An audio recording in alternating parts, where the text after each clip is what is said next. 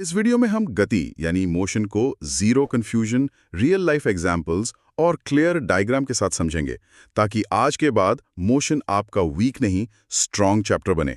चलिए अपनी पहली स्लाइड से शुरू करते हैं। इस स्लाइड का टाइटल है मोशन, स्थिति और समय का खेल। देखिए, इस स्लाइड पर एक 3D विजुअल है। इसमें एक चमकदार मेटल की गेंद है जो तेजी से आगे बढ़ रही है और उसके पीछे नीली लाइट की लकीरें बन रही हैं। हाँ, और साथ में एक पुराना सा क्लॉक भी है जो टाइम दिखा रहा है। बिल्कुल। और दाईं ओर एक ट्रेन का डिब्बा है जिसमें एक यात्री खड़ा हो। ये विजुअल हमें गति, समय और देखने वाले के नजरिए के बीच का जो रिश्ता है वो समझाने की कोशिश कर रहा है। ओके, तो यहाँ 3 मुख्य बातें बताई गई हैं। पहली तो है गति यानी मोशन। अगर समय के साथ किसी वस्तु की पोजीशन बदल रही है तो वो गति में है। सही है। और दूसरा है विराम यानी रेस्ट। अगर समय बदल रहा है लेकिन पोजीशन नहीं तो वस्तु रेस्ट पर है।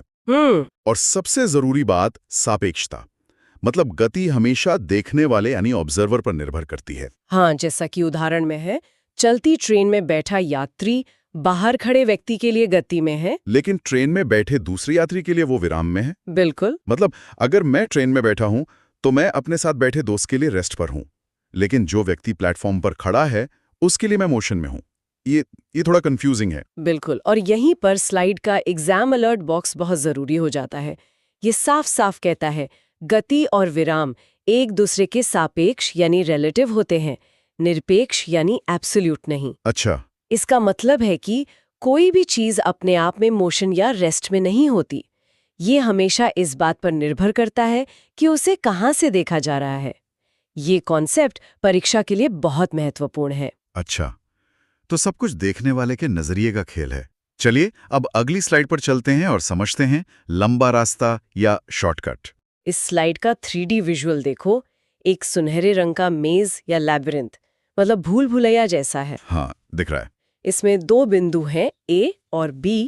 एक नीला रास्ता है जो भूल भुलैया के अंदर से घूम घूम कर B तक पहुंचता है, और एक सीधी लाल रेखा है जो A से B तक सीधे पहुंचती है।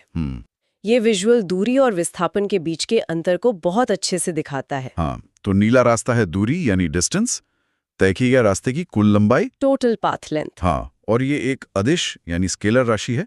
और जो लाल सीधी रेखा है वो है विस्थापन यानी डिस्प्लेसमेंट, मतलब शुरुआती और अंतिम बिंदु के बीच की सबसे कम दूरी, शॉर्टकट। और ये एक सदिश यानी वेक्टर राशि है क्योंकि इसमें दिशा का महत्व होता है। सही है। इसमें एक और जरूरी बात लिखी है कि अगर आप घूमकर वापस उसी जगह आ गए जहां से शुरू किया था तो आपका विस्थापन 0 होगा पर दूरी 0 नहीं होगी।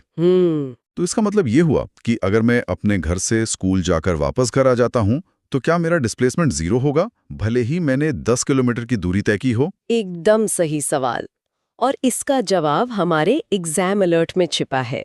ये कहता है सीधी रेखा मतलब स्ट्रेट लाइन में गति करने पर दूरी और विस्थापन का मान बराबर होता है। ओके। लेकिन आपके उदाहरण में क्योंकि आप वापस आ गए, आपकी अंतिम और प्रारंभिक स्थिति एक ही है, इसलिए विस्थापन 0 है। परीक्षा में इस अंतर से जुड़े सवाल अक्सर पूछे जाते हैं। ये तो बहुत दिलचस्प है। अब दूरी और विस्थापन का अंतर समझ आ गया है। चलिए अगली स्लाइड पर चलते हैं जिसका टाइटल है दिशा ही सब कुछ बदल देती है। इस स्लाइड पर देखो, बाईं ओर एक गाड़ी का स्पीडोमीटर जैसा डायल है जो रफ्तार बता रहा है, और दाईं ओर एक बहुत ही सुंदर 3D कंपास है जिसकी सुई नॉर्थ की तरफ इशारा कर रही है। ये दोनों मिलकर हमें चाल और वेग का फर्क समझाते हैं। ठीक है, तो यहाँ बताया गया है चाल यानी स्पीड, ये है दूरी बटा समय। दूरी समय ये सिर्फ ये बताती है कि आप कितना तेज चल रहे हैं। ये एक स्केलर राशि है। और वेग? वेग यानी वेलोसिटी, ये है विस्थापन बटा समय। ये बताती है कि आप किस दिशा में और कितना तेज चल रहे हैं। ये एक वेक्टर राशि है। बिल्कुल। दोनों की एसआई यूनिट एमएस है और एक टिप भी है। किलोमीटर प्रति घंटे को एमएस में बदलने के लिए 5/18 से गुणा करें। ये बहुत काम आती है। 1 मिनट। तो अगर एक कार एक गोल चक्कर पर 60 किलोमीटर प्रति घंटे की एक समान रफ्तार से चल रही है तो क्या उसकी वेलोसिटी भी एक समान मतलब कांस्टेंट है? बहुत ही अच्छा सवाल है, और यही इस स्लाइड का सबसे जरूरी पॉइंट है। एग्जाम अलर्ट बॉक्स पर ध्यान दो। वो कहता है वेग बदलने के लिए स्पीड बदलना जरूरी नहीं, केवल दिशा यानी डायरेक्शन बदलने से भी वेग बदल जाता है। ओह, क्योंकि गोल चक्कर पर कार की दिशा हर पल बदल रही है, इसलिए उसकी स्पीड भले ही कांस्टेंट हो, पर उसका वेग लगातार बदल रहा है। राइट। अरे वाह, मतलब दिशा इतनी जरूरी है, ये बात तो वेलोसिटी को स्पीड से बिल्कुल अलग बना देती है। हाँ, और जब वेलोसिटी बदलती है तो त्वरण होता है ना? एग्जैक्टली। चलिए अगले स्लाइड पर, जिसका नाम है एक्सेलरेटर का असली काम। इस स्लाइड में एक जेट इंजन जैसा ऑब्जेक्ट है जिसमें से नीली आग निकल रही है जो तेजी को दिखा रहा है। और इसी ऑब्जेक्ट के ऊपर एक पारदर्शी स्क्रीन पर वेग और समय का ग्राफ बना हुआ है जिसमें लाइन ऊपर की ओर जा रही है। अच्छा, ये विजुअल हमें दिखा रहा है कि समय के साथ वेग कैसे बढ़ता है। बिल्कुल। तो त्वरण यानी एक्सेलरेशन की परिभाषा है वेग में परिवर्तन की दर, मतलब a = v - ut। हाँ, इसकी इकाई ms² है और यह एक सदिश राशि है। इसमें दो और टर्म्स हैं। मंदन और शून्य त्वरण। हाँ, मंदन यानी रिटार्डेशन, जब वेग समय के साथ घटता है, जैसे ब्रेक लगाने पर। इसे नेगेटिव एक्सेलरेशन भी कहते हैं। सही है, सही है। आम भाषा में हम यही समझते हैं, लेकिन फिजिक्स में वेग में किसी भी तरह का बदलाव, चाहे वो बढ़े या घटे, एक्सेलरेशन कहलाता है। अच्छा। घटने को हम मंदन या रिटार्डेशन कहते हैं।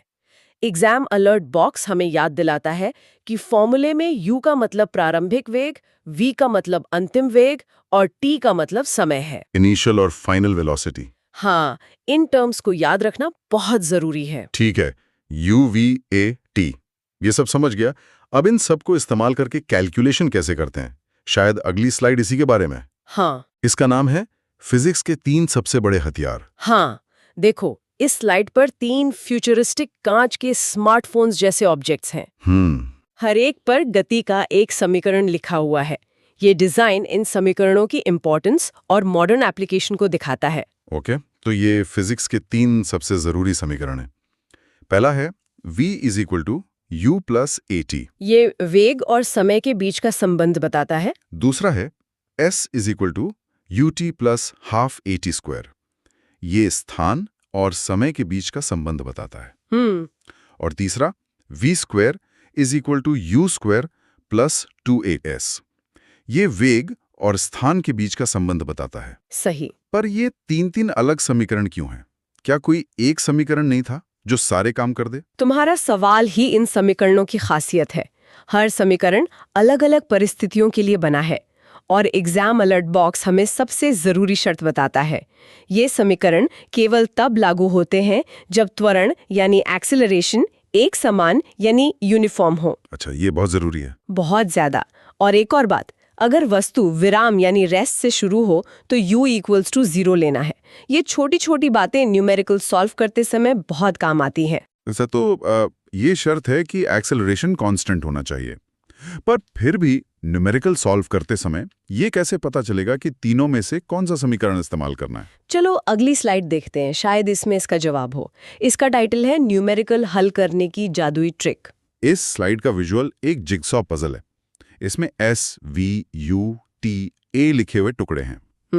ये दिखा रहा है कि न्यूमेरिकल सॉल्व करना एक पहेली को सुलझाने जैसा है, जहां आपको सही टुकड़ों को एक साथ जोड़ना होता है। तो यहाँ एक बहुत ही मजेदार लॉजिक दिया है, दुकान वाला लॉजिक। हाँ, शॉपिंग लॉजिक। इसमें देखना है कि प्रश्न में क्या दिया गया है और क्या चाहिए। गिवन और टू फाइंड। हाँ, तो अगर दूरी यानी S गायब है तो पहला समीकरण लगाओ, v = U + AT, जिसमें S है ही नहीं। एग्जैक्टली। अगर समय यानी T गायब है तो तीसरा समीकरण लगाओ, v² = U² + 2AS। सही है। और अगर दूरी और समय दोनों हैं तो दूसरा समीकरण S = UT + ½ AT²। बेस्ट है। वाह, ये शॉपिंग लॉजिक तो बहुत काम का लग रहा है। तो क्या ये हर न्यूमेरिकल में काम करेगा?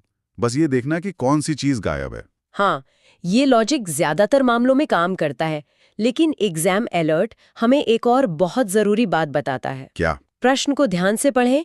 विराम से शुरू, रुक जाती है, जैसे शब्द U और V की वैल्यू बताते हैं। अच्छा। सिर्फ फॉर्मूला रटना काफी नहीं है, प्रश्न के शब्दों को समझना भी उतना ही जरूरी है। ये ट्रिक तो मैं जरूर याद रखूंगा। चलिए अब गति के प्रकारों को समझते हैं। अगली स्लाइड है एक ही रफ्तार या बदलती चाल। देखो, इस स्लाइड में 2 कांच की पटरियां हैं। ऊपर वाली पटरी पर सुनहरे रंग के पिरामिड बराबर दूरी पर रखे हैं और एक नीली गेंद उन पर से गुजर रही है। नीचे वाली पटरी पर पिरामिड अलग-अलग दूरी पर हैं और एक नारंगी गेंद गुजर रही है। ये विजुअल समान और असमान गति को दर्शाता है। ठीक है, तो यहाँ 2 तरह की गति बताई गई है। समान गति यानी यूनिफॉर्म मोशन। हाँ, जब कोई वस्तु समान समयांतराल में समान दूरी तय करती है, मतलब कांस्टेंट स्पीड। और दूसरी है असमान गति यानी नॉन यूनिफॉर्म मोशन। जब कोई वस्तु समान समय में अलग अलग दूरी तय करती है, मतलब वेरिएबल स्पीड। इसका उदाहरण भी दिया है। हाँ, भीड़ भाड़ वाली सड़क पर गाड़ी चलाना असमान गति का एक क्लासिक उदाहरण है। बिल्कुल।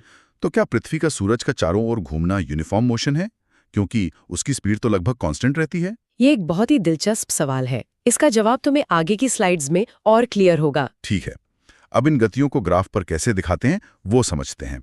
अगली स्लाइड का टॉपिक है दूरी समय ग्राफ। इस स्लाइड पर एक 3D ग्राफ है जो किसी पहाड़ी इलाके जैसा लग रहा है। एक्स एक्सिस पर समय है और वाई एक्सिस पर दूरी। एक सुनहरी गेंद इस ग्राफ की ढलान यानी स्लोप पर है। ये विजुअल ग्राफ के स्लोप की अहमियत को समझा रहा है। ठीक है, तो इस ग्राफ के बारे में 4 बातें बताई गई हैं। पहली, ढाल यानी स्लोप। हाँ, इस ग्राफ का ढाल हमें वस्तु की चाल देता है, स्पीड। दूसरा, तीव्र ढाल है, लाइन जितनी खड़ी होगी स्पीड उतनी ज्यादा होगी। सही है। तीसरा, समतल लाइन। हाँ, अगर लाइन समय अक्ष के समानांतर है तो ढाल 0 है, मतलब वस्तु विराम में है, रेस्ट पर है। और चौथा, असमान गति। हाँ, अगर लाइन सीधी नहीं बल्कि कर्व है तो चाल बदल रही है, यानी नॉन यूनिफॉर्म गति है। हाँ, एक सवाल है, हाँ, अगर कोई वस्तु आगे जाकर वापस अपनी जगह आ रही है, हाँ, तो क्या इस ग्राफ की लाइन नीचे की तरफ आ सकती है? बहुत ही बढ़िया सवाल, और इसका जवाब एग्जाम अलर्ट में दिया गया है। दूरी समय ग्राफ कभी नीचे की ओर नहीं आ सकता, क्योंकि तय की गई दूरी कभी घट नहीं सकती। अच्छा, समय के साथ कुल तय की गई दूरी हमेशा बढ़ती है या स्थिर रहती है, लेकिन घटती कभी नहीं। अच्छा, दूरी कभी घटती नहीं, इसलिए ग्राफ नीचे नहीं आएगा। है। ये पॉइंट क्लियर हुआ। अब देखते हैं वेग समय ग्राफ में क्या होता है। अगली स्लाइड का टाइटल है एक ग्राफ 2 जानकारियां।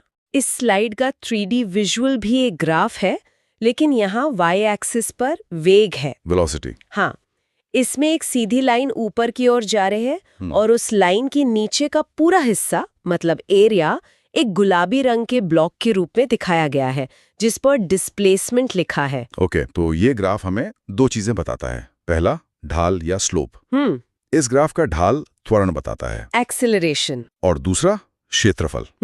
ग्राफ के नीचे का क्षेत्रफल विस्थापन बताता है, एरिया अंडर कर्व। हाँ, और अगर लाइन ऊपर जा रही है तो एक्सेलरेशन और नीचे आ रही है तो मंदन, रिटार्डेशन। और अगर लाइन सीधी और समानांतर है तो वेग कांस्टेंट है और त्वरण 0 है। ये कैसे हो सकता है कि एक ही ग्राफ से 2 अलग-अलग चीजें, एक्सेलरेशन और डिस्प्लेसमेंट, दोनों पता चल सकती हैं? ये तो थोड़ा कंफ्यूजिंग है। यही तो इन ग्राफ्स की खूबी है। स्लोप से हमें वेग के बदलने की दर यानी त्वरण मिलता है, ओके, और एरिया से हमें कुल विस्थापन मिलता है। प्रैक्टिस करने से ये बिल्कुल आसान लगने लगता है। ठीक है, प्रैक्टिस करनी पड़ेगी। अब उस गोल घूमने वाले सवाल पर वापस आते हैं जो मैंने पृथ्वी के बारे में पूछा था। हमारी अगली स्लाइड शायद उसी के बारे में, एक समान वृत्तीय गति। हाँ, देखो, इस स्लाइड में एक सुनहरा गोलाकार छल्ला है जिस पर एक स्टील की गेंद घूम रही है। गेंद की गति की दिशा दिखाने के लिए चारों तरफ लाल तीर बने हैं जो हर पल बदल रहे हैं। इसका लॉजिक बहुत दिलचस्प है। जब कोई वस्तु गोल रास्ते पर कांस्टेंट स्पीड से चलती है तो उसकी दिशा हर पल बदलती है। हाँ, और क्योंकि दिशा बदल रही है तो उसका वेग भी लगातार बदल रहा है। बिल्कुल। और अगर वेग बदल रहा है तो इसका मतलब वो एक त्वरित गति, मतलब एक्सेलरेटेड मोशन है। सही। घड़ी की सुई की गति या सूर्य के चारों ओर पृथ्वी की गति इसके बेहतरीन उदाहरण है। एक मिनट, अगर स्पीड कांस्टेंट है तो एक्सेलरेशन कैसे हो सकता है? ये तो त्वरण की परिभाषा के खिलाफ लगता है जो कहती है वेग बदलने की दर। तुम्हारा कंफ्यूजन बहुत आम है। याद करो, वेग एक वेक्टर राशि है। इसमें मान यानी स्पीड और दिशा दोनों होते हैं। हाँ, सही है। एग्जाम अलर्ट बॉक्स इसी बात पर जोर देता है। वृत्तीय गति में वेग कभी भी नियत मतलब कांस्टेंट नहीं हो सकता, क्योंकि दिशा बदल रही है। अच्छा। और क्योंकि वेग बदल रहा है इसलिए हमेशा त्वरण होगा, भले ही स्पीड कांस्टेंट हो। अब जाकर ये कंफ्यूजन दूर हुआ। स्पीड और वेलोसिटी का अंतर समझना सबसे जरूरी है। चलिए, आज की क्लास में हमने जो भी सीखा उसे जल्दी से समराइज कर लेते हैं। हमारी आखिरी स्लाइड है, गति के मास्टर बन गए आप। इस स्लाइड पर एक चमकदार सुनहरी शील्ड है जिसके ऊपर एक नीले रंग का सही का निशान है। और बैकग्राउंड में कुनफेटी भी उड़ रही है। हाँ, जो ये दर्शाती है कि हमने चैप्टर सफलतापूर्वक पूरा कर लिया है। तो हमने मूल अंतर समझा।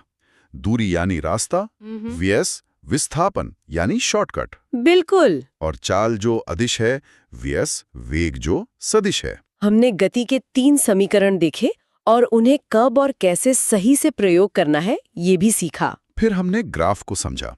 दूरी समय का ढाल हमें चाल देता है और वेग समय का ढाल हमें त्वरण देता है। और एरिया से विस्थापन। हाँ, और आखिर में हमने वृत्तीय गति के बारे में जाना जो हमेशा एक त्वरित गति होती है। उम्मीद है आज की क्लास ने आपको एक नई दिशा दी होगी। अगर आपको मेरा ये प्रयास अच्छा लगा हो तो वीडियो को लाइक करें और चैनल को सब्सक्राइब जरूर करें। इससे मुझे आपके लिए और भी बेहतर कंटेंट बनाने की प्रेरणा मिलती है। और हाँ, इस वीडियो को अपने दोस्तों के साथ शेयर करना ना भूलें।